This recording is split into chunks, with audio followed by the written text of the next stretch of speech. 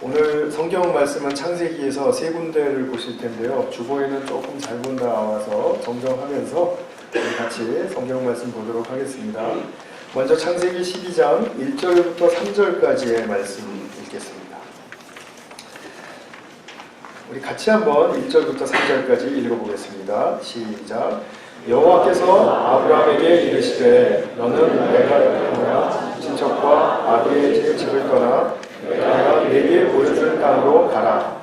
내가 너로 큰 민족을 이루고 네게 복을 주어 네 이름을 창대케 하리니 너는 복이 될지라. 너를 축복하는 자에게는 내가 복을 내리고 너를 저주하는 자에게는 내가 저주하리니 땅의 모든 족속이 너로 말미암아 복을 얻을 것이라 하신지라. 네, 그 다음에 47장 28절이 아니라 27절입니다. 47장 27절.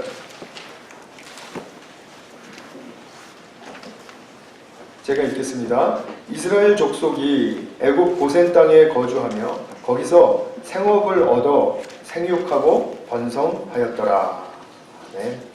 그 다음에 50장 24절 말씀. 요셉이 그의 형제들에게 이르되 나는 죽을 것이나 하나님이 당신들을 돌보시고 당신들을 이 땅에서 인도하여 내사 아브라함과 이삭과 야곱에게 맹세하신 땅에 이르게 하시리라 하고. 네, 제가 또 새 번역으로 오늘 지금 읽으신 세 군데 읽어드리겠습니다. 한번 좀 잘 들어봐 주시기 바랍니다. 눈으로 따라 보실 수도 있겠죠. 주님께서 아브라함에게 말씀하셨다. 너는 내가 살고 있는 땅과 내가 난 곳과 너의 아버지의 집을 떠나서 내가 보여주는 땅으로 가거라. 내가 너로 큰 민족이 되게 하고 너에게 복을 주어서 내가 크게 이름을 떨치게 하겠다. 너는 복의 근원이 될 것이다. 너를 축복하는 사람에게는 내가 복을 베풀고 너를 저주하는 사람에게는 내가 저주를 내릴 것이다. 땅에 사는 모든 민족이 너로 말미암아 복을 받을 것이다. 네, 47장 27절의 말씀. 이스라엘 자손은 이집트의 고센 땅에 자리를 잡았다. 거기에서 그들은 재산을 얻고 생육하며 번성하였다.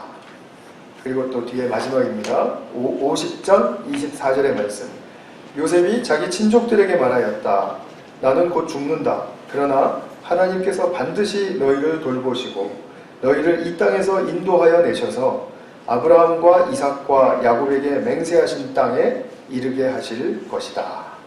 아멘. 네, 큰숲 성경 우리 두 번째 시간입니다. 우리 지난주에는 제가 성경에 관한 간략한 소개도 드렸고요. 창세기 1장부터 11장까지 간략하게 제가 소개를 말씀을 드렸죠. 몇 가지만 중요한 거 복습하고 그리고 넘어가겠습니다. 먼저 창세기 1장부터 11장까지는 두 부분으로 나뉘어집니다. 첫 부분은 창조에 관한 기사입니다. 1장부터 2장에 걸쳐서 기록되어 있습니다.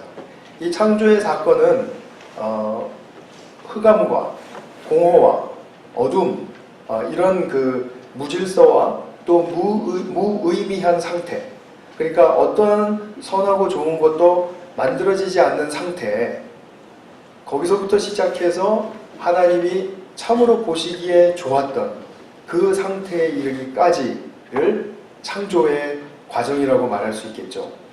그러니까 지난주에 말씀드린 것처럼 이렇게 아무런 그 의미가 없는, 가치가 없는 이런 상태에서 보시기에 좋은 상태로 가려면 많은 에너지가 필요하겠죠. 그 에너지가 바로 하나님의 사랑이라고 말씀을 드렸습니다. 자, 하나님의 사랑이 어디에 담겨졌습니까?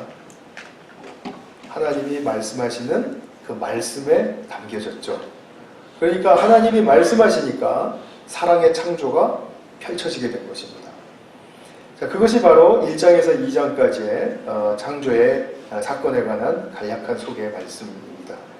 그런데 인간에게 있어서 참 이 반역의 사건들이 일어난 것을 기록한 3장에서부터 11장까지를 우리가 또 보게 됩니다. 네 개의 이야기가 나오는데 아담과 하와가 불순종한 사건, 또 가인이 살인하고 하나님이 그토록 다독이시는데도 하나님을 떠난 사건, 그리고 세 번째로는 집단 전체가 비윤리적으로 타락해서 노아의 홍수의 그 심판을 받게 되는 사건. 그러나 또 은혜로 노아의 자손들이 이 땅에 또 생육하고 번성하게 된 그런 일을 보게 되고요. 그 다음에 네 번째로 11장 마지막에 무슨 사건이 나왔죠? 바벨탑 사건. 그죠? 이 바벨탑 사건을 통해서, 이 네 가지의 사건을 통해서 이 인간이 하나님께 거역할 때 이 창조의 선한 그 에너지와 또 그런 방향성과 이런 것들이 다시 역창조로 백슬라이딩 한다. 이렇게 볼 수 있다라고 말씀을 드렸죠. 그것은 엄연한 우리의 현실입니다. 근데 하나님께서는 이렇게 인간이 역창조로 나가려고 할 때 다시 당신의 창조의 목적을 기억하시고, 그리고 그 창조를 완성시키시기 위해서 당신이 시작하신 이 창조를 결코 포기하지 않으세요. 그것을 창조를 포기하시지 않는다라는 그런 의미가 하나님의 창조 속에 들어가 있다, 암시되어 있다.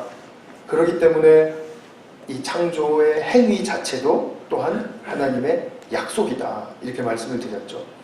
하나님이 창조라는 행위를 통해서 이 행위 언약을 우리에게 주셨을 때 이것이 우리의 삶에서 이제 과연 하나님은 이렇게 언약을 이루어 가시는 분이구나를 우리 각자가 고백할 수 있는 그런 그 인생이 우리에게 주어진 것입니다.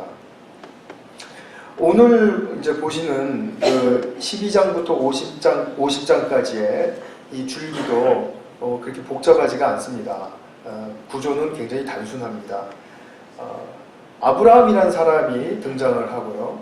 그 아들 이삭과 또 그 아들 야곱과 또 그 아들 요셉, 이게 4대에 걸친 그 가족의 이야기가 들어있는 것이죠. 그러니까 참 이 아브라함이라는 그 이제 첫 번째 아버지를 통해서 시작된 이 가족의 이야기가 어떻게 흘러가는가 하는 것을 우리가 이제 보게 되는 건데, 이게 남의 가족사를 그냥 엿보고 뭐 재밌으라고 주신 말씀이 아니고요. 이것이 바로 하나님께서 그 가족에게 역사하셨던 것과 같은 동일한 그 차원의 역사가 이 세상에도 일어나고 또 현재 오늘날 살고 있는 우리들에게도 일어나고 있는 것이다를 이제 읽어서 보게 하시려는 의미가 있습니다. 그래서 이제 보면은 12장부터 26장까지는 아브라함, 그 다음에 좀 중첩되는 부분들이 있죠. 24장부터 28장까지는 이삭, 그 다음에 25장부터 35장까지는 야곱, 그 다음에 37장 이하로는 또 요셉을 중심으로 한 이 가족의 이야기들이 이제 진행되고 있습니다. 이런 과정들을 통해서 하나님은 과연 이 사람들을 어떻게 당신의 사람으로 만들어 가시는가? 그래서 하나님의 사람이라는 그 말은 참 정말 아름답고 고귀한 표현이라고 생각합니다. 과연 이들을 어떻게 하나님의 사람으로 만들어 가시는가에 대한 그것을 오늘 좀 같이 보시도록 하겠습니다. 하나님의 사람이 되려면 먼저 창조의 회복이 일어나야 됩니다. 그리고 창조의 회복에서 가장 중요한 것은 사람의 회복이다라는 사실을 꼭 기억하셔야 됩니다. 그것을 기억하시고 오늘 좀 말씀을 같이 보겠습니다. 그 아브라함을 하나님께서 부르셨는데 첫 번째로 우리가 그 부르심의 배경을 좀 살펴보고자 합니다. 아까 말씀드린 것처럼 네 가지의 이제 그 불순종과 타락의 사건이 있었는데, 이제 그 마지막 바벨탑 사건을 계기로 해서 이 모든 인류가 언어가 통하지 않게 되는 그런 이제 일을 당하게 됐습니다. 그래서 흩어졌습니다. 말이 안 통하니까 이제 각자가 흩어지게 된 겁니다. 그래서 협력이 어려워진 거죠. 이렇게 분열과 단절이 일어났는데 이것은 참 우리의 죄의 결과이죠. 분열과 단절이라는 것은 항상 죄의 결과입니다. 근데 이 분열과 단절은 어떤 상태를 말한다고 볼 수 있죠.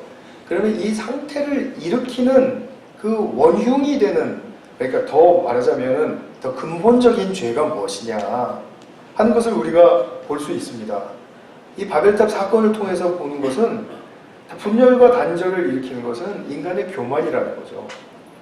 참 인간의 교만이라는 것은 자신의 오류나 잘못을 인정하지 않도록 자기 눈을 감게 만드는 아주 신기한 능력이 있습니다. 사람이 이렇게 교만해지면요, 자기 잘못이 절대로 보이지가 않습니다. 그러니까 참 힘든 이제 일들이 일어나게 되죠. 그러니까 분열되고 단절되는 것이죠. 하나님은 자신 또는 자기들밖에 모르는 그런 교만한 자를 물리치신다, 대적하신다, 이렇게 말씀합니다. 야고보서 4장 6절에 그대로 나와 있는 말씀이죠.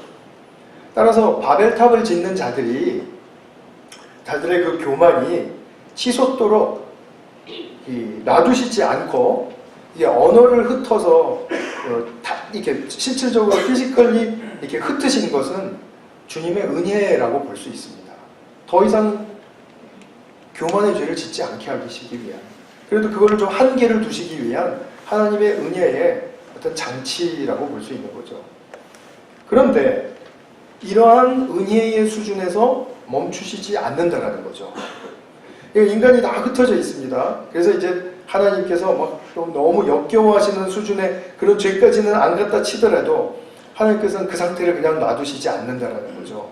그리고 흩어놓으면 무슨 열매가 열리겠습니까? 그러니까 하나님의 창조의 목적이 여기서 달성될 수가 없는 것이죠. 그래서 하나님께서는 당신만이 하실 수 있는 방법과 능력으로 구원의 일을 시작하십니다. 이 흩어졌던 사람들을 구원하시겠다라는 겁니다. 근데 이 구원의 일을 시작하시는 것이 좀 인류 전체를 향한 것이니까 굉장히 그 시작부터 거창할 것 같은데 절대로 그렇지가 않았다라는 거죠. 그래서 우리가 창세기를 보면서 깜짝 놀라야 하는 이유가 바로 거기에 있습니다. 왜냐하면 그 거대한 장엄한 인류 구원의 시작이 달랑 한 사람 불러내는, 한 사람의 생존의 자리에서 끄집어내시는 바로 그 사건이 인류 구원의 첫 시작의 사건이었기 때문입니다. 그 끄집어내어진 사람이 누굽니까? 창세기 12장에 오늘 우리 나왔던 아브라함이죠. 아브라함. 근데 아브라함을 어떻게 불러내셨습니까? 강제로 이렇게 막 묶어가지고 끌어내셨습니까? 아니죠. 아니면 뭐 혼이 빠지게 한다라든지 뭐 몽롱하게 이렇게 홀리게 해서 이렇게 자기도 모르는 사이에 끌려 나오게 하셨습니까? 그거 아니죠. 그 사람을 찾아가셔서 인격적으로 말씀하심으로 그 사람의 동의를 얻고 그 사람이 자기 삶의 자리에서 나오게 하시는 것입니다. 말하자면 하나님의 말씀의 뉘앙스는 이런 거죠. 내가 너를 위해서 또 너를 통해서 이러한 일들을 하고 싶다. 내가 그것을 약속하고 싶다. 그러면 네가 내 약속의 말을 잘 듣고 그것에 동의하고 또 그 성취를 너의 삶부터 이루어가기를 원한다면 한 가지 조건이 있는데 내 삶의 자리로부터 나오겠느냐. 나의 말을 듣고 동의한다라는 의미로 너의 삶의 자리에서 나오겠느냐. 그것입니다. 크리스찬이 되어가는 입장에서는 지금까지는 넌 크리스찬으로 살았지만 자, 하나님의 약속의 말씀이 들려집니다. 그러면은 지금까지의 넌 크리스찬의 자리로부터 크리스찬의 자리로 나오겠느냐. 너의 습관과 주장과 모든 방식의 문제에 있어서 지금 굉장히 고착화된 그런 고정된 삶을 살아왔다. 그러나 나의 약속의 말에 동의한다면 너의 그 방식과 주장과 그런 습관으로부터 떠나겠느냐. 이런 말씀이죠. 그러니까 아브라함은 동의를 했습니다. 동의를 하고 자기가 살던 그 지금 현재로서는 이라크 땅이라고 볼 수 있는 그 갈대아 우르라는 곳에서 떠났습니다.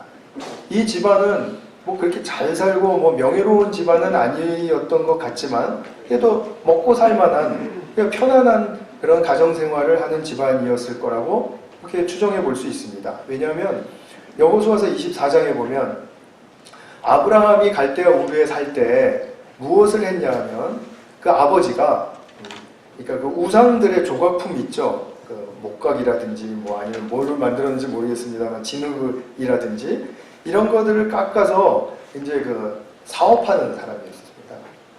그러니까 그 사업가에 그래도 뭐 중소기업이 있는지 뭐 모르겠습니다만 하여튼 그런 가정의 아들이었죠. 그 당시에 뭐 우상숭배가 굉장히 팽창되어 있었던 걸 생각한다면 장사가 잘 되었을 것 같아요. 그냥 제 개인적인 추측입니다. 근데 결혼하고 났는데 아브라함이 결혼하고 났는데도 자식이 없었습니다. 요즘 사람들 같으면은 편하다 이랬을 텐데 이 사람은 그렇지 않았던 것 같아요. 이게 너무 자기 자신의 삶에 큰 고통이고 이게 슬픔이었던 것입니다. 그러니까 그러던 과정 중에 어떤 신적인 존재가 그에게 나타나서 한 번만 나타나지는 않았겠죠. 계속 나타나서 결국 아브라함이 이해할 수 있도록 약속의 말씀이 들려진 것입니다. 어떻게 들려졌는지는 우리는 잘 알지 못합니다. 이때 4000년 전에 인간이 글도 잘 통용되지 않고요. 물론 쓰여지긴 했지만 통용되지도 않고, 그리고 뭐 대화라든지 뭐 이런 것들 구전어를 통해서 우리 문화가 이루어지던 시대였기 때문에 우리랑은 사뭇 다릅니다. 지금 커뮤니케이션하는 방법이 4000년 전에 그 고대인들하고는 우리는 다르다고 말할 수 있습니다. 어쨌든 간에 하나님께서 꿈으로 나타나셨는지 실제로 뭐 이렇게 상상 중에 나타나셨는지 아니면 기도 중에 나타나셨는지 모르겠어요. 그가 어쨌든 아브라함이 이해를 했습니다. 그 약속의 말씀을. 근데 그 약속의 말씀을 잘 듣고 보니까 여기 이 속에 분명히 자식 하나 주시겠다라는 그 약속은 포함되어 있는데 스케일이 너무 큰 약속의 말씀인 거예요. 1절에서부터 3절까지 아까 보신 내용이 바로 그것 아니겠습니까? 무엇을 약속하십니까? 먼저 아들 하나 원한 사람한테 땅을 주시겠다라고 그러세요. 내가 네게 지시하는 땅으로 가라. 그 땅이 네 것이다.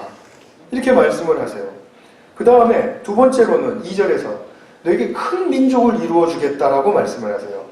지금 아들도 하나도 없는데 후손을 아주 많이 번성하게 해주시겠다라는 거죠. 그러니까 여기에는 이제 아브라함이 좀 꽂혔을 것 같습니다. 세 번째로는 아들 하나만 있으면 내가 그냥 힘든 일이라도 좀 겪고 살고 남들이 좀 무시해도 당하고 살고 뭐 이렇게 살겠습니다라고 아브라함이 그렇게 뭐 영적으로 좀 소시민적인 생각을 하고 있었는지는 모르겠습니다만 하나님께서는 또 너를 축복하는 자를 축복하고 저주하는 자를 저주하겠다. 그럼 무슨 말입니까? 아브라함의 삶을 축복되게 내가 주권적으로 보살피고 인도해 주겠다라는 말씀이죠. 그죠? 이 말은 바로 그런 말 아닙니까? 하나님이 그를 잘 이끌어 주실 것이다. 보장해 주실 것이다. 이런 말입니다.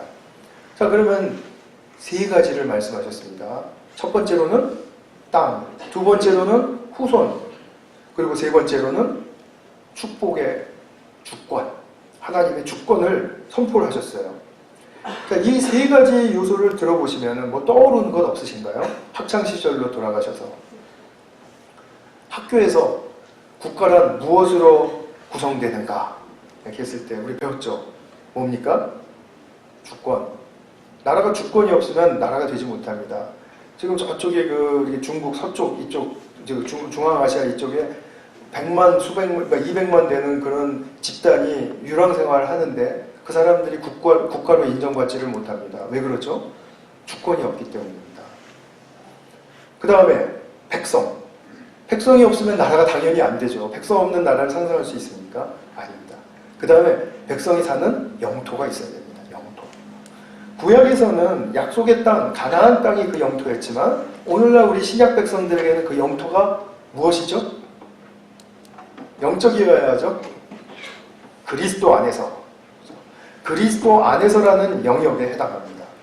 자, 그러면 나라는 주권과 백성과 영토로 이루어지는데 지금 하나님께서 아브라함에게 말씀하신 이 말씀을 통해서 보니까 분명히 세상 나라를 주시겠다는 건 아닌데 어떤 나라를 주시겠다는 거죠. 그런데 이 나라를 무엇라고 부를 수 있을까요? 이거를 하나님의 나라라고 말할 수 있는 것입니다. 그래서 이 세 요소들이 포함된 약속의 내용은 한 번만이 아니라 아브라함의 인생 중에서 여러 번 들려졌습니다. 그리고 계속 되풀이되고 반복됩니다. 하나님은 하여튼 집요하게 똑같은 말씀을 많이 하십니다.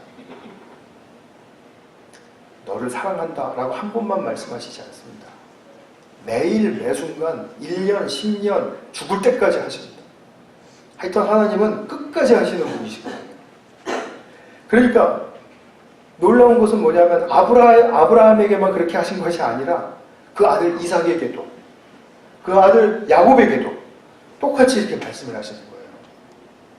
그래서 이 하나님의 나라를 그 3대에 걸친 이 자손에게, 이 가족들에게 말씀하십니다. 그래서 약속의 내용을 보면 세로줄로 후손에 관해서, 백성에 관해서 말씀하시죠. 땅에 관해서 말씀하시죠. 축복에 관해서 말씀하시죠. 주권적으로 내가 축복하겠다 이런 말씀이잖아요. 근데 그 축복이 너에게만 주어지는 축복이 아니라 열방으로 확장되는 축복이다. 모든 민족으로 확장되는 축복이다. 이것을 말씀하세요. 그리고 아브라함에게 말씀하시고 이삭에게, 야곱에게. 제가 성구들을 쭉 열거를 해놨는데요. 제가 교환에는 저 성구를 적어드릴 테니까 관심 있는 분들은 꼭, 아니 관심 있는 분들이 아니라 우리 모두가 다 꼭 정리를 해보시기 바랍니다. 계속 되풀이되는 저 약속의 요소들이 줄여보면 세 가지라는 거죠. 그러면 이 말씀의 뜻은 뭐냐면 결국 하나님의 나라를 당신의 자녀들에게 공유하게 해주시겠다. 즉 하나님의 나라를 주시겠다. 하나님의 나라를 상속받게 하시겠다라는 그런 의미세요. 아들 하나 원했던 아브라함에게 나라를 주신다라는 것입니다. 나라. 그리고 이삭과 야곱. 근데 이 하나님의 나라에 대한 지금 제가 드리는 이 설명의 말씀은 이제 앞으로 계속해서 기억을 해주셔야 됩니다. 이 말씀이 정말 종종 나오게 되거든요. 자, 그러면 두 번째 주제로 넘어가서 우리가 이 하나님의 나라를 공유하게 하신다. 또 약속받고 우리 받았다. 라고 이렇게 하는데 이 약속의 나라의 실체가 우리에게 지금 누려지고 있습니까? 느껴지고 있습니까? 이것이 문제죠. 정말 이 하나님 나라를 공유하게 하신다는 것이 굉장히 막연하게 느껴지시지 않습니까? 제가 하나님 나라에 대해서 설교도 우리 지금 대부분의 성도님들은 못 들으셨겠지만 설교도 한 10번에 걸쳐서 했고 하나님 나라에 대한 성경 공부도 그룹으로 해서 몇 차례에 걸쳐서 한 10주 동안 했고 또 개인적으로도 제가 쫓아가서 하나님 나라 또 이렇게 교재 펼쳐놓고 공부를 합니다. 하는데 누구나 다 갖는 질문이 있어요. 그토록 같이 가르치고 나누었건만 마지막의 질문은 그러면 이 하나님의 나라가 도대체 나에게 어떻게 실질적으로 역사하고 어떤 상관이 있는 것입니까? 그걸 내가 좀 누려보고 싶습니다. 이런 질문을 하세요. 당연한 질문입니다. 이런 질문이 반드시 나와야 됩니다. 아브라함에게 하나님 나라를 약속하셨을 때 아브라함이 몇 번 듣고 대번에 그 하나님의 나라가 어떤 실체이고 그 하나님의 나라를 막 경험적으로 자기가 체험하고 이랬을까요? 그랬을 거라고 생각을 하시는 겁니까 지금? 아닙니다. 아닙니다. 이삭도 그랬을까요? 이삭은 그래도 아버지가 그렇게 시행착오를 겪었으니까 이삭이 좀 나았을까요? 아니, 그렇지 않습니다. 야곱은요? 야곱도 아닙니다. 야곱의 그 험난했던 인생을 우리가 보면 알 수 있지 않습니까? 그러나 이 질문을 품는 것은 굉장히 중요합니다. 시간이 가야 됩니다. 이 질문이 없으면 약속하신 말씀에 조차에도 관심이 없다는 뜻이겠죠. 제가 바라기는 이것을 금방 실체를 경험하지 못한다고 해서 포기하고 그냥 아예 그런 거 없는 것으로 치겠다. 이렇게 하시는 분이 없기를 저는 늘 바라고 있습니다. 왜냐하면 이것은 인내의 싸움이거든요. 찾고 구하고 두드리는 자에게 주시는. 자, 오늘 큐티에 보시면은 이 말씀 바로 나왔죠. 예수님께서 찾으라, 구하라, 두드리라. 그러면 반드시 붙들게 된다. 바로 이것이죠. 하나님의 목적은 무엇이냐면 이 약속의 말씀으로 우리에게 들려주신 이 내용이 우리의 머리와 우리의 그냥 어떤 감정에 약간의 동요가 있는 정도에서 그치는 것이 아니라 이 실체, 하나님 나라의 속성, 사랑과 희락과 또 기타 등등 많은 그 하나님 나라의 속성들이 있지 않습니까? 이것을 우리가 누리게 하는 것입니다. 하나님의 목적은 바로 우리가 이걸 누리기까지 우리가 진보해 가는 것입니다. 그러기 위해서는 모든 하나님의 백성들이 하나님의 약속의 말씀에 먼저 붙들려 있어야 되는 거죠. 당연하죠. 근데 아까도 말씀드렸지만 계속해서 말씀하시죠. 그죠? 아브라함에게 계속 말씀하신 것처럼 우리에게도 계속 말씀하시죠. 적어도 우리 교회 성도님들은 일주일에 한 번은 저를 통해서 계속 약속의 말씀에 붙들려야 됩니다. 이 말씀 듣고 계시잖아요. 그죠? 제가 계속 도전드리고 이렇게 하지 않습니까? 우리가 그런데 굴곡이 있는 인생의 여정을 걸어갈 때 자기의 삶의 어떤 실질적인 부분에서 이게 누려지는 것입니다. 내가 막 기도하고 뭐하고 할 때 이렇게 누려지는 것도 가끔 있습니다. 그러나 우리가 하나님 나라를 경험하는 것은 자신의 삶의 구체적인 정황 속에서 발견하고 경험하고 누리는 것입니다.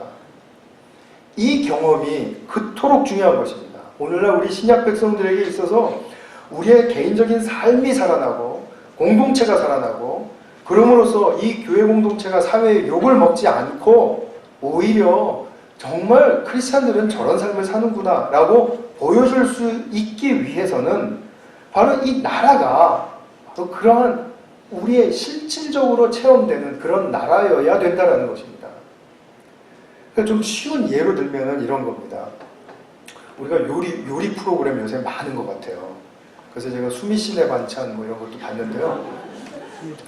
보니까 와, 그분 진짜 실력 좋잖아요. 근데 그거를 보면은 뭘 어떻게 한다, 기분은 무엇을 쓴다, 양은 얼만큼을 조절한다, 뭐 이렇게 해서 만듭니다. 그래서 만든 걸 이렇게 보면은 와, 맛있겠다 이렇게 됐지만 정말 우리가 그것을 보면서 맛있습니까? 맛이 없죠. 우리가 하려면 어떻게 해야 되죠? 거기서 전해진 그 레시피 메시지를 받고 그리고 기억해서 뭐 그로서리 가서 재료 사다가 한번 해봐야 되죠. 해봐야지만이 그 맛이 어떤 맛인지는 알 수가 있겠죠. 바로 그런 것입니다. 우리가 계속해서 이 말만 듣는다고 해서 변화되는 게 아닙니다. 요리 프로그램에서 요리를 봤으면 내가 거기서 또 따라 해보는 것입니다. 요리 프로그램을 보는 것만으로 요리 실력이 늡니까? 그리고 맛있습니까? 그런 건 없습니다. 더 배만 고프고 고통스러워지죠. 제가 어렸을 때 미국에 대해서 전혀 모를 때 미국을 처음 알게 된 계기가 아마 이거였던 것 같습니다. 어머니가 어느 날 깡통 하나를 들고 오셨는데 그 속에 있는 걸 이렇게 잘라서 제 입에 넣어주셨어요. 근데 너무 맛있는 거예요. 깡통 햄이었습니다. 엄마 이거 뭐예요? 뭐 그렇게 물었는지 저 기억이 잘 나지 않습니다. 그런데 깡통 이거 미국에서 만든 거야 그러시더라고요. 그래서 미국은 깡통햄을 만드는 나라구나. 스팸, 그죠? 그 스팸, 그래서 저는 미국 가면 스팸이 탁 떠오릅니다. 근데 미국이라는 나라는 저의 상관없어요. 오직 연결고리는 깡통햄이에요. 근데 제가 미국 오려고 이제 만 20살 되던 해에 미국 오려고 마음 먹었을 때 이 나라에 대한 관심이 이제 높아지지 않을 수가 없지 않습니까? 근데 가면 어떻게 하나? 이게 뭐가 있나? 뭐 궁금하기도 하고 가서 보면 알겠지 그러면서도 떨리고 그러다 이제 어떤 와닿는 실체는 아직 없습니다. 하여튼 깡통 햄만 먹을 때만 실체가 느껴지고요. 없습니다. 근데 미국의 공항에 딱 내리자마자 이거 뭐지? 했던 것은 정말 너무나 생소한 분위기에 그 공항 특유의 냄새, 그 기억나시나요? 미국 공항 특유의 냄새. 못 맡아보셨나 보요 그 냄새, 또 알아듣지 못하는 말. 분명히 영어인데 왜 알아들을 수가 없을까? 그럼에도 불구하고 이제 이곳에 와서 또 이제 햄 비슷한 햄버거도 사 먹어보고 또 대형마트, 월마트 같은 데 이렇게 들어가 보면 미국이구나. 그때 저희 우리나라에 자동차가 별로 없었을 때잖아요. 근데 미국에 오니까 완전히 자동차가 너무 다양하더라고요. 야, 미국이구나 하고 딱 그 실체가 느껴지는 그 느낌, 이것을 여러분들 이렇게 아주 구체적으로 딱 집어서 미국은 이렇다라고 말할 수 있습니까? 말씀하실 수 없죠. 그러나 자기는 느끼고 누리죠. 하나님의 나라는 그렇게 누려지는 것입니다. 하나님께서 아브라함에게 땅을 주고 후손을 주고 축복하고 복의 근원이 되게 하신다는 말씀 처음 들었을 때 아브라함 물론 솔깃했겠죠. 그러나 그건 별 의미가 없었습니다. 아들이 없는 이상 별 의미가 없습니다.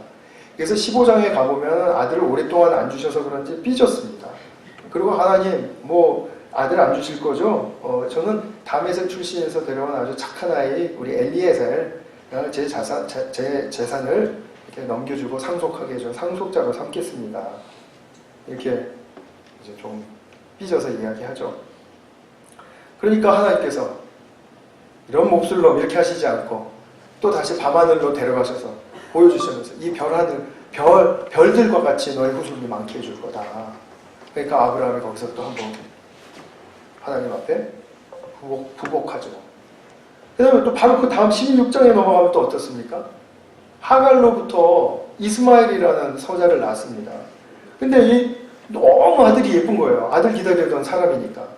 그래가지고 성경에 보면은 14년 동안 아브라함이 하나님을 등지고 살았어요.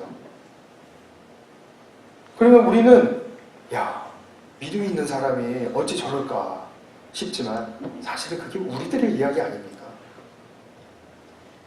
아브라함은 75세에 자기 고향 우르를 떠났습니다. 25년 동안 가나안 땅에서 살면서 100세가 되던 해에 아들을 얻었습니다. 그리고 나서도 이삭을 드리기까지 한 20년 정도로 보면 그냥 무난하실 것 같아요. 한 학자들 15살에서 25살 그 사이들 이렇게 보니까요. 이삭을 제물로 드린다고 하기까지 20년 정도가 지나서야 하나님의 나라가 어떤 것인지 실체를 경험했고 그리고 확신했던 것입니다. 그리고 그것을 자기의 순종으로, 자기의 행동으로 나타냈습니다. 이것을 어떻게 알 수 있죠? 감사하게도 신약성경 히브리서 11장에 보면 이것에 대한 설명이 나와 있습니다. 지금 성경이 좀 요약만 돼 있으니까 제가 좀 읽어드리도록 하겠습니다. 제가 복마크를 안 해놔서요. 제 성경에는 가끔가다 히브리서가 없어졌다가 생겼다가 막 이러거든요. 잠깐만 찾을 때까지 기다려주시면. 네, 찾았습니다. 17절부터 이렇게 보면 이렇게 나와 있습니다. 아브라함은 시험을 받을 때, 그러니까 이삭을 드리라는 시험을 받을 때 믿음으로 이삭을 바쳤습니다. 더구나 약속을 받은 그가, 그러니까 제가 지금까지 말씀드린 이 약속을 받은 그가 그의 외아들을 기꺼이 바치려 했던 것입니다. 일찍이 하나님께서 아브라함에게 말씀하시기를 이삭에게서 네 자손이라 불릴 자손들이 태어날 것이다 하셨습니다. 이스마엘이 아니고요. 이삭을 통해서. 하나님께서는 이삭을 죽은 사람들 가운데서도 되살리실 수 있다고 아브라함은 생각했던 것입니다. 무엇을 믿은 거죠? 부활을 믿은 거예요. 그러니까 부활은 하나님의 나라에서 일어나는 영생의 사건이죠. 하나님의 나라에 이 영생을 믿었던 거예요. 영생은 이 육신적인 이 죽음이 일어난다 할지라도 그 다음에 하나님께서 약속하신 것은 다시 살려서라도 이삭의 자손을 통해서 내 후손이 많아지게 하시겠구나. 이것을 믿은 거예요. 하나님의 나라를 붙든 것입니다. 실체를 잡은 거죠. 확신했습니다. 그러니까 순종으로 이삭을 드리기까지 나갈 수 있었던 것입니다. 그러므로 비유하자면 아브라함은 이삭을 죽은 사람들 가운데서 되받은 것입니다. 그러니까 자기가 육신으로 낳았던 이삭의 의미와 지금 모리아산에서 이삭을 드리려고 했다가 다시 받은 이삭의 의미는 같은 의미일까요? 아니죠. 하나는 육신의 의미고 하나는 영생의 의미이죠. 이렇게 사람의 삶의 차원이 뛰어넘는다는 거죠. 너무나 정말 아름다운 복음의 이야기 아닙니까? 이렇게 하나님에 대한 약속의 말씀에 붙들려서 그것을 깨달아가고 확신하고 이렇게 하다 보니까 이제 지난 그런 그 인생을 살면서 자기도 모르게 하나님의 약속의 말씀을 소중하게 여기고 그것을 더 깊이 듣고 싶고 그 말씀에 따르고 싶은 그런 사람으로 변화되어 갑니다. 이것이 하나님의 사람으로 성숙해지는 길입니다. 약속의 말씀이 없으면 절대로 성숙해질 수 없습니다. 내가 착한 사람이 되고 윤리적인 사람이 된다는 것이 그것이 성경적인 성숙이 아니라는 사실을 분명하게 하셔야 됩니다. 그래서 결국 주님이 인정하시는 수준까지 이르렀던 거죠. 그래서 이삭을 드리려고 했던 거기서 내가 이제서야 너의 믿음을 인정한다. 이렇게 말씀을 하세요. 아브라함의 그 믿음의 수준이 완전히 승화되었습니다. 저도 그렇고 우리 성도님들도 그러시고 이런 믿음의 수준으로 넘어갈 수 있기를 원합니다. 그럼 이 세상에서 뭐 크고 작은 일들 일어나고 또 내게 힘들고 또 좋고 모든 일들이 다 일어나지만 그런 일들을 초월하실 수 있는 그런 믿음의 사람이 될 수 있다는 거죠. 얼마나 복된 축복입니까? 이 3대가 또는 요셉에 이르기까지 4대가 모두 붙들었던 것은 계속해서 하나님께서 찾아와서 말씀하시는 반복되는 무엇이라고요? 약속의 말씀이었다.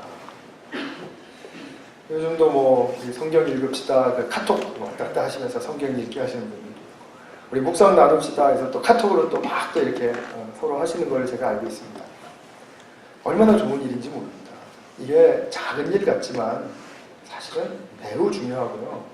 이것이 습관화되고 내 삶에 이렇게 중심이 되기까지 이것이 정말 자리 잡으면 정말 나의 삶은 너무나도 복된 길로 들어선 것입니다. 자, 그래서 이제 하나님과 더 깊은 인격적인 만남을 갖게 되고 이러는 거죠. 자, 그럼 마지막 단락으로 창조의 목적을 이루시는 그리스도에 관한 약속이라는 그런 주제를 가지고 잠깐 좀 말씀을 나눌게요.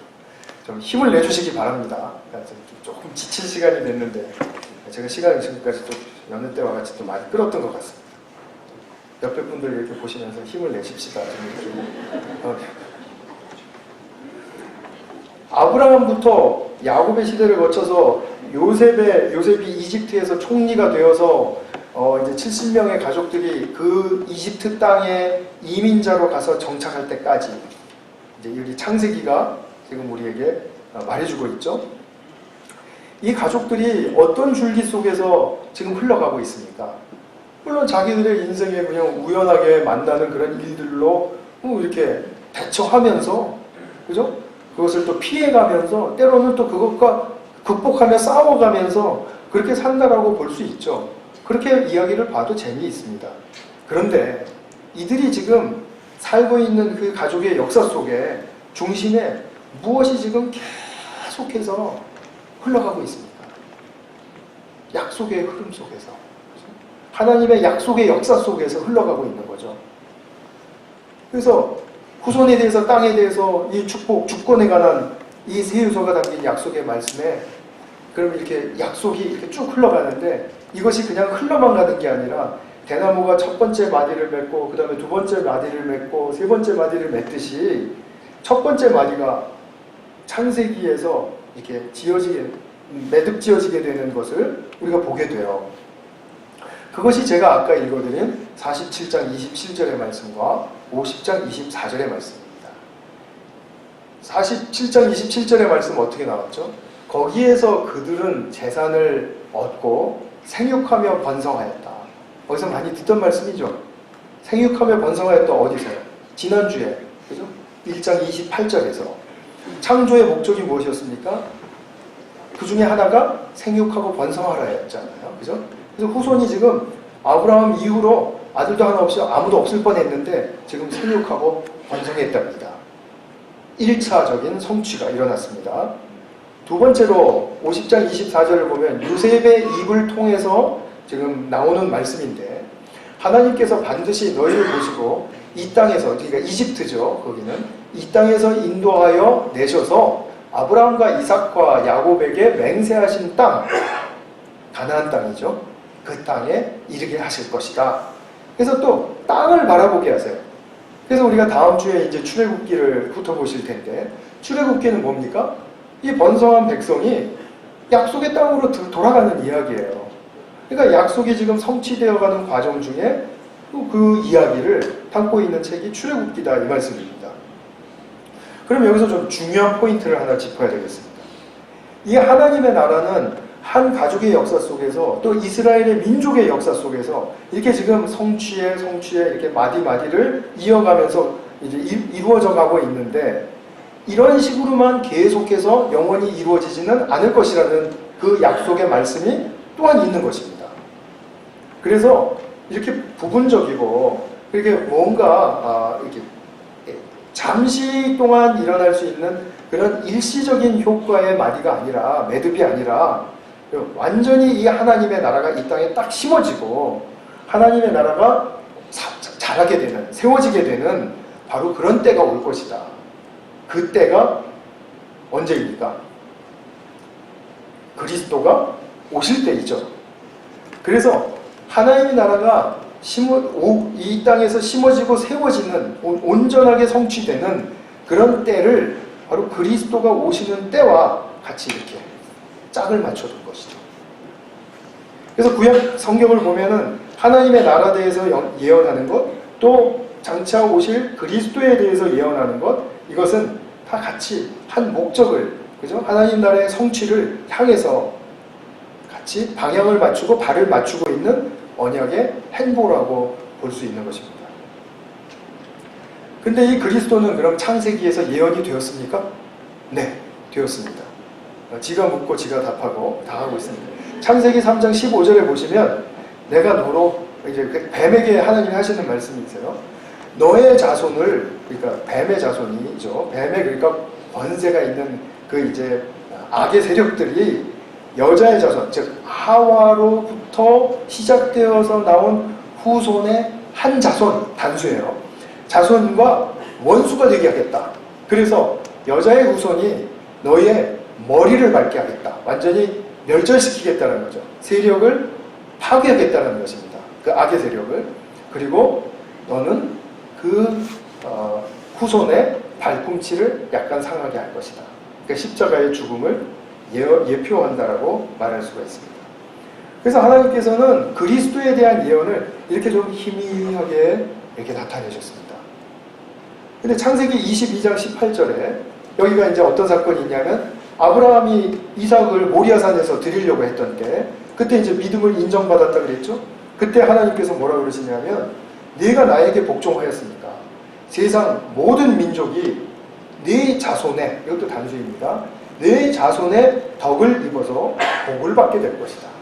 이 자손이 누굴까요? 한 사람이라면 그리스도 예수시죠. 그러니까 약속하시는 메시아, 구원주가 창세기에서도 이렇게 자손이라는 표현으로 이렇게 드러났습니다. 좀 희미하죠, 그죠? 근데 하나님께서는 이 약속을 주실 때, 구약 역사 2000년 정도를 두고 약속을 주시고 있기 때문에요, 처음부터 막 다 펼쳐놓고 주시지 않으세요. 처음에 좀 희미하고 다들 그러니까 좀 불뭉술하게 알아들을 수 있는 정도로 이렇게 주시고, 그 다음에 조금 더 구체적으로 선명하게 주시고, 그 다음에 또 더 선명하게 주시고, 이런 방식으로 예언이 발전되어 가는 것을 우리가 보게 됩니다. 이것을 언약 신학을 공부하는 사람들이 이제 우리에게 통찰을 주는 거죠. 그래서 지금 창세기에서는 내 자손이라고 이야기하지만 이때로부터 약 한 1400년 뒤에 이사야 시대에 한 200~300년 뒤쯤 되는 것 같아요. 그 이사야 시대에는 고난받는 종을 메시아로 예언하지 않습니까? 그죠? 그리고 고난을 당하는 그가 바로 메시아이시다. 훨씬 더 구체화되어 있는 거죠. 이렇게 예언의 말씀은 점점 더 구체성을 띠게 됩니다. 이것이 바로 하나님의 언약의 흐름의 특징입니다. 그러면 우리가 말씀을 좀 맺어가면서요. 다시 한번 오늘 말씀하신 것을 돌아보겠습니다. 지난주까지 합쳐서요. 구약과 신약의 공통점은 뭐라고 했죠? 약속의 말씀이다 라고 했죠. 자, 이제 우리에게 창세기는 무엇을 의미합니까? 창조가 있었습니다. 그러나 하나님의 창조를 역행시키는 타락이 있었습니다. 불순종의 타락. 그런데 하나님께서는 아브라함 한 사람을 끄집어내심으로 말미암아 그 위대한 하나님의 나라를 이 땅에 약속해 주셨습니다. 하나님의 의지이죠. 자, 이런 그 과정을 보면서 나의 개인적인 인생, 그리고 또 우리 공동체에 지금 걸어가고 있는 여정, 그리고 이 세상의 역사, 이것이 전부 다 하나의 공통적인 DNA를 가지고 있다는 사실을 보게 돼요. 무엇입니까? 이 세상에 있는 나 개인이나 공동체나 세상이나 모든 것은 하나님의 선하심으로 지으심을 받은 존재들입니다. 그렇죠? 그러나 이 세상의 모든 피조물들이 하나님의 그 진리의 원리 속에서 어긋나 있어요. 어긋나 있기 때문에 하나님께서는 사람을 가장 먼저 회복시키기를 원하시고 또 우리 피조기를 사람에게 맡겨주신 것을 잘 다스려가기를 지금 목적하고 계시는 것입니다. 그러니까 하나님께서 우리에게 약속의 말씀을 주시는 의미는 무엇입니까? 내가 자칫 나의 선함과 또 나의 명예와 또 나의 어떤 그 복지를 위해서 달려가고 있었던 나의 인생이 하나님의 창조에는 역행하고 있을지 모르겠다라는 생각을 갖게 하심으로써 다시 한번 돌아보게 하시고 약속의 말씀을 붙들 때 내가 이러한 삶은 내가 버려야 되겠구나. 이러한 삶을 내가 취해야 하겠구나 하는 그런 부분들을 분별력 있게 결정하게 하심으로써 우리가 무엇이죠? 하나님 나라를 향해서 우리의 인생의 방향성을 틀 수 있도록 그렇게 우리를 이끌어 가시는 거죠. 오늘 교회에 모이신 우리 모든 하나님의 아들과 딸들은 지금 그러한 방향성 안에 있으시다라는 사실을 인정하시죠? 더 묻지 않겠습니다. 그러니까 우리는 지금 어떻게 가야 됩니까? 하나님의 이 의지에 굴복하자라는 얘기입니다. 하나님의 그 사랑과 선하심의 그 결정에 영원히 변치 않으실 거니까 우리가 아무리 역행해도 하나님은 결코 변하시지 않을 거니까 하나님이 행하시는 일에 우리의 삶을 맡겨보자라는 얘기입니다. 그러면 네 번의 사건 속에서 다 자칫 잘못하면 그 영원한 바닥의 나락으로 떨어질 뻔한 그런 위험성 있는 삶으로부터 우리가 삶다운 삶으로 구원받는다 이런 얘기죠. 우리가 그 누구도 하나님께 지으심을 받았을 때 자기의 순기능과 포텐셜을 100% 발휘할 수 없는 존재로 태어나지 않았습니다. 우리는 하나님의 모든 순기능과 하나님이 주신 모든 잠재력을 다 발휘할 수 있는 피조물로 지어졌습니다. 이것을 더 큰 그림으로 보시면은 창조와 타락과 모든 과정조차도 하나님이 우리에게 구원주 그리스도를 주시겠다라는 약속의 그늘 아래 우리의 인생과 우리의 역사를 두셨다라는 것입니다. 우리는 하나님의 약속의 날개 안에서 벗어날 수 없습니다. 모든 인간은 그러합니다. 그런데 이 약속의 날개 아래 있을 때 우리가 구원을 경험하느냐 아니면 심판을 경험하느냐 이 양 갈래길이 우리 앞에 놓여 있는 것입니다. 구원도 경험하고 우리는 심판도 경험하죠. 그렇다면 우리는 어떤 길을 택해야 할 것인가? 약속의 말씀에 무릎 꿇고 약속의 말씀으로 순종하는 삶으로 나가야 되겠다라는 것이 창세기가 우리에게 말해주는 것이죠. 그래서 정말 이런 크신 선하신 섭리 속에서 살고 계시는 우리 모든 성도님들이 정말 이렇게 큰 믿음과 유업의 주인공들이 되시기를 정말 간절한 마음으로 축원드립니다. 같이 한번 기도하겠습니다. 지금 이 시간에 정말 하나님 나라를 약속하시고 또 구원주 그리스도를 약속하신 것은 우리 삶에 너무나도 큰 축복이다. 이런 우리 사실을 좀 같이 보셨는데 이것을 같이 한번 주님 앞에 기도로 의탁하고 나아가는 시간을 갖겠습니다. 참으로 사랑하는 아버지 하나님, 정말 주님께서는 우리를 처음 지으셨을 때부터 사랑의 또 선하심으로 지으셨고, 그리고 우리 누구 하나 하나님의 그 선하시고 사랑 많으신 궤도 속에서 이탈하도록 지으심을 받지 않은 것을 기억합니다. 말씀께서 그렇게 말씀하여 주셨기 때문에 저희들은 그것을 믿고 정말 순전히 주님의 약속의 말씀에 순복하기를 원합니다. 주님, 우리에게 주신 이 하나님의 나라, 약속하신 것이 이미 2000년 전에 그리스도를 통해서 이루어졌다는 사실에 우리가 다시 한번 큰 영혼의 눈을 뜰 수 있도록 축복하여 주시기를 원합니다.